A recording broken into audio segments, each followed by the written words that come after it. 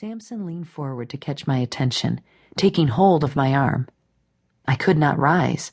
Astra stood still, waiting for me, until Mother snapped at her to be quick. "You never told me your name," he said. Mother's eyebrows shot up. I spoke quickly. "My mother neglected to introduce me. Yes, you are right. I am called Amara." Amara. Every girl loves the sound of her own name, but when he said it, it somehow sounded dirty.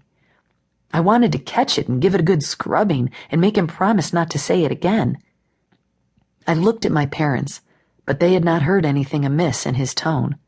I did not want to provoke him. I smiled and turned to look at him, to keep the pleasant pretense as best I could while Astra fetched a crock of water. She went out the front door, which was not a good sign. We must have been near empty.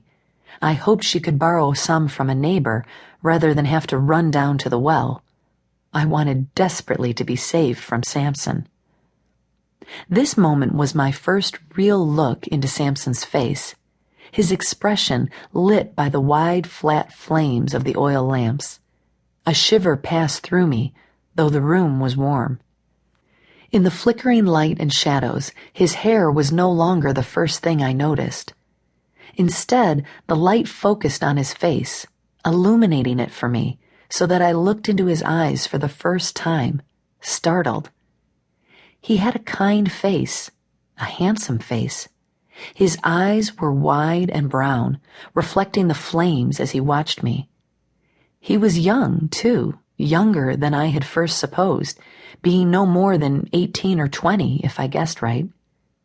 And although I was embarrassed by my own animal nature, which seemed to appear as if on command, I leaned in just a bit and inhaled through my nose. I wanted to know what he smelled like. Every animal has its own smell. He smelled clean. His hair, though long, must have been well cared for. His teeth were white and whole, and his breath was warm and sweet, as if he had been chewing on cloves. I shook myself from such dangerous contemplation. This man was a Hebrew, and a strange one at that, and he had a grudge against us. We did not even know why he was here. He leaned closer in and inhaled through his nose, keeping his eyes on me, those playful eyes that showed me the laughter he hid inside. He was making fun of me. I couldn't have helped being curious about him. He had such an outrageous appearance. Of course, he must have been used to curiosity. Samson turned away to address my father. "You know how I like the sash you're wearing. I had one myself a while back. Where did you get it? I would love to buy another." I made a wide-eyed plea to my father to say nothing, but of course he did not understand. He waved an arm across the table. "I am a merchant, my son. You have no idea the treasures I come across every week." "I am sure." Astra came through the door with a crock of water and a clean linen cloth. I wanted to jump up and kiss her for such timing, but I sat, hoping the hand-washing would give the man-beast something else to focus on. His mother took the crock first, dipping her hands in and then wiping them on the linen. She passed the crock to me. As I turned to receive it, her piercing eyes accusing me of some unknown crime as my hands touched hers. I passed the crock right over to Samson.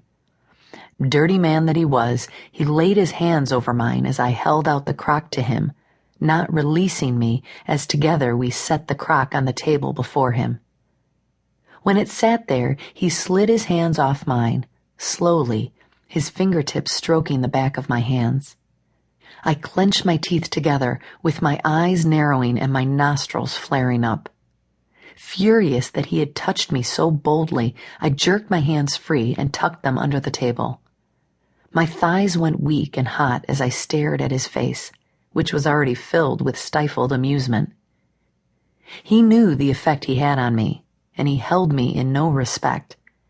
I balled my left hand into a fist, and when he leaned over to dip his hands in the crock, I turned my body toward him as if to speak, landing a hard punch right in his stomach.